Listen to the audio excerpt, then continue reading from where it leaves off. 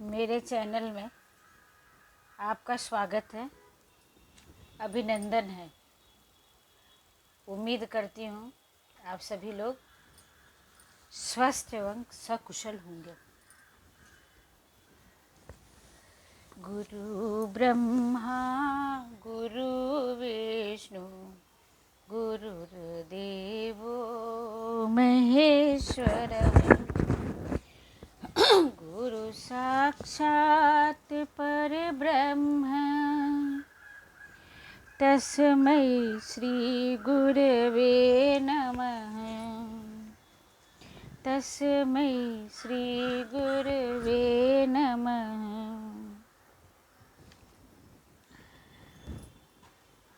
निर्विकल्पा आदेश अष्टावक्र महागीता एक ग्रंथ के रूप में त्रेता युग के विख्यात है,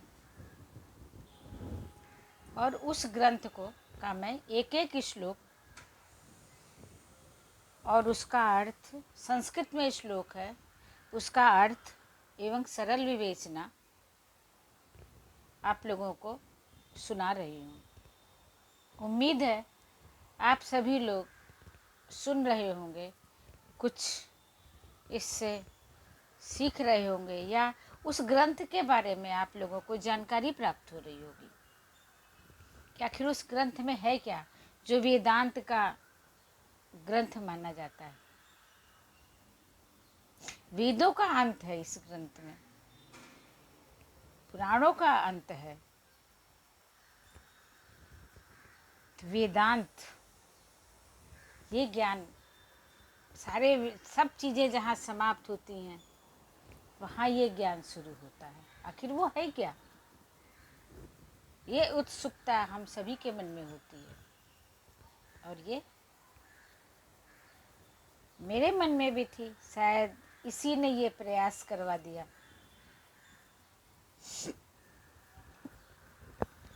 आया सात सकलो दुखी, नैनं जानति कश्चन, अनैनैवोपदेशेन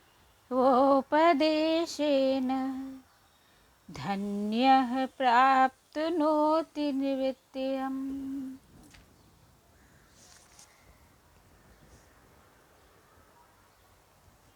जगत में सभी मनुष्य प्रयास पूर्वक कर्म करते हैं, फिर भी दुखी हैं।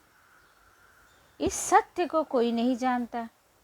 प्रयास ही दुखों का कारण है, और इस सत्य को जानने वाला कोई विरला सत्पुरुष होता है, जो सहज रूप से परमानंद को प्राप्त होता है।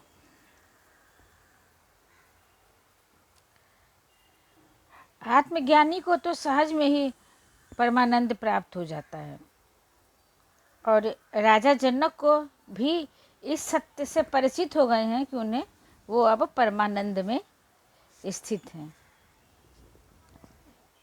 क्योंकि कामनाओं का तो कभी कोई अंत है ही नहीं, एक पूरी हुई तो दूसरी तैयार खड़ी है।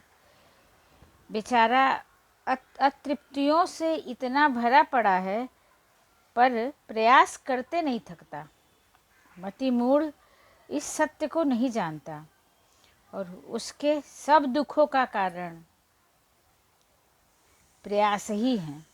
प्रयास पूर्वक किए गए कर्मों से उसे क्षणिक सुख मिलता है, और अंतहीन समस्याएं निरंतर साथ चलती हैं, और व्यक्ति भवसागर में फंसा रहता है। आत्मज्ञानी को प्रयासों की आवश्यकता ही नहीं, क्योंकि आत्मा तो कर्म रहित है। प्रयास तो कर्म की सिद्धि करने के लिए करने पड़ते हैं। व्यापारे खिद्यते यस्तु निमेषोन्मेषयोरपि, तस्यालस्य धुरीणस्य सुखम नान्यस्य कस्यचित्।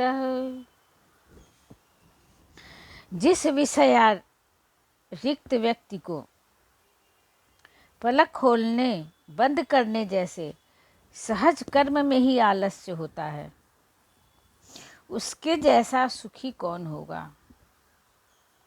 अर्थात जो विषयों में प्रवृत्त नहीं है वही इस संसार में सुखी है।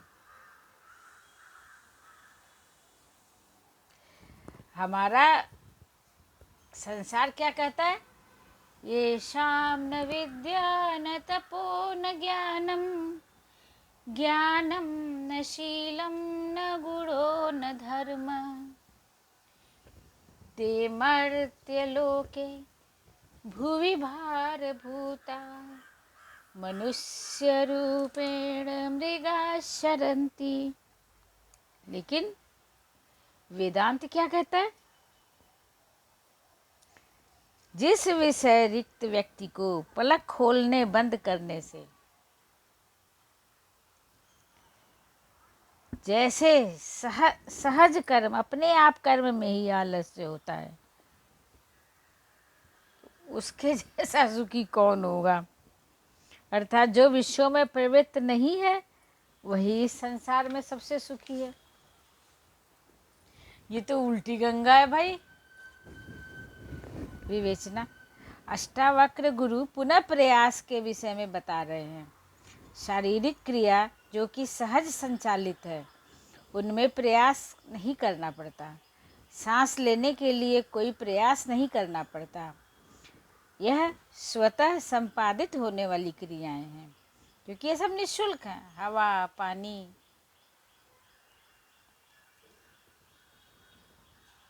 ऑक्सीजन, ये सब निःशुल्क हैं और ये हमें अपने आप से ये स्वतः संपादित हो जाती हैं। आत्मज्ञानी भी प्रयास रहित होता है, वह कर्मरत भी होता है तो भी प्रयास नहीं करता। उसे सहज संपादन का ज्ञान है क्योंकि जिस चीज़ों की ज़रूरत है वो तो निःशुल्क है, उसके लिए कर्म करने की कोई ज़रूरत नहीं। वह क्योंकि वह कर्म के फल में आसक्त नहीं है, वो इसलिए प्रयास नहीं कर रहा कि वो आलसी है या कुछ है, वो उसके फल में आसक्ति नहीं है। यही गीता भी कहती है कि कर्म करो, फल की इच्छा मत करो। वह किसी आशा से कर्मरत नहीं है। और गुरु जी भी बताते हैं आशा और उम्मीद को भाई खत्म कर दो। फल में आसक्ति नहीं है, आशा नहीं है, उम्मीद नहीं है, लेकिन वह अपने कर्तव्य का निर्वहन कर रहा है। वह लिप्त नहीं है, वो उसमें आसक्त नहीं है, सहज कर्म करता है, सहज रहता है। सहज रहना ही सुख है। अज्ञानी के लिए यह बहुत अधिक कठिन है क्योंकि वह प्रयासों के कारण सहज नहीं रह पाता। फल प्राप्ति की आशंका उसे विचलित किए रहती है। पता नहीं सफल हुआ या नहीं हुआ, सफलता मिलेगी या नहीं मिलेगी। आत्मज्ञानी तो कर्म में प्रभावी हो जाता है, सहज है, हुआ न हुआ उसे क्या, वह प्रयास नहीं करेगा। जो सहज है उसमें प्रयास क्या। पलकें स्वतः खुलती और बंद होती हैं, इसमें क्या प्रयास करना। आत्मज्ञानी इसी कारण सहज और सुखी है। वह विषय मुक्त है और विषय मुक्त निष्काम कर्म करता है। जो ज्ञानवान है वो विषय से मुक्त है। इदं कृतमिदं नेति द्वन्द्वै मुक्तं यदा मनः, धर्मार्थ काम मोक्षेषु निरपेक्षं सतदा भवेत्। अर्थ है, मैंने यह किया या यह नहीं किया, जैसे कर्म द्वंद्वों से मुक्त हो जाता है। उसे चारों पुरुषार्थों से भी कोई अपेक्षा नहीं रहती। वह पूर्ण रूप से निष्काम व निरपेक्ष हो जाता है। विशेष विवेचना। धर्म, अर्थ, काम और मोक्ष, ये चारों पुरुषार्थ हैं और व्यक्ति के जीवन में बहुत महत्व रखते हैं। इनसे ही जगत के द्वंद्व हैं और इनके ही कारण व्यक्ति भौतिकता के जाल में फंसा हुआ है। उसे भौतिक सुखों की ऐसी चाहना होती है कि वह कृत्य भी विस्मृत कर देता है। क्या करने योग्य है और क्या नहीं करने योग्य है, वह इन सबको भूल जाता है। लाभ हानि के विषय में सोचते रहने से उसके मन की अशांति रहती है, शांति मन में भंग हो जाती है। इससे वह विचलित रहता है, क्या करूं क्या न करूं। यह करता तो वह होता, वह करता नहीं तो यह होता नहीं। मैंने यह किया, यह नहीं किया। ऐसे ही द्वंद्व जीवन भर चलते रहते हैं और उसे किसी भी पुरुषार्थ की प्राप्ति नहीं होती। वह अतृप्त ही रहता है। आत्मज्ञानी इन द्वंद्वों से दूर है।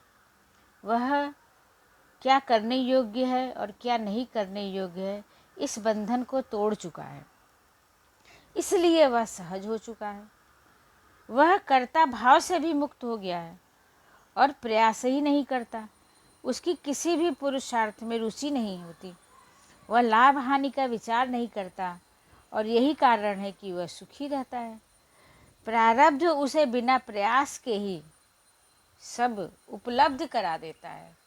तो प्रारब्ध भी हमारा अच्छा होना चाहिए। जब हमारा कई जन्म के जब हमें प्रारब्ध होता है तभी हमें गुरु मिल पाते हैं, सतगुरु मिल पाते हैं। अगर प्रारब्ध हमारा खराब है तो हमको उन कर्मों को काटना ही पड़ेगा। जाने अनजाने जो हमसे पूर्व जन्मों में कर्म हुए हैं वो हमको काटना ही पड़ेगा, उनका भोग हमको भोगना ही पड़ेगा। जब तक कि उनसे जब तक और प्रारब्ध हमारा कभी अच्छा हो ही नहीं सकता। अगर हमारा प्रारब्ध अच्छा है तो हमें सद्गुरु की प्राप्ति होगी। ये कई जन्मों की प्रक्रिया है, कई जन्मों की इच्छा है, आशा है, वो इस मनुष्य योनि में आकर के फलीभूत होती है। सद्गुरु की जय। अष्टावक्र महान सद्गुरु की जय। राजा राजर्षि जनक की जय। क्योंकि हम सब भी आत्मज्ञानी बने और इन द्वंद्वों से दूर रहें। विराम लेती हूँ। नमस्कार, प्रणाम। छोटों को आशीर्वाद, प्यार और दुलार। नमस्कार।